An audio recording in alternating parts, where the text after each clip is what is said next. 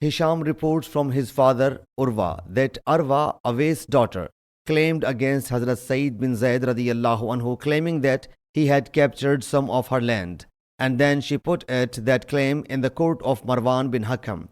Hazrat Sayyid radiyallahu anhu whereupon said, "Can I usurp her land even after hearing a hadith from Allah's Apostle sallallahu alaihi wasallam in this connection?"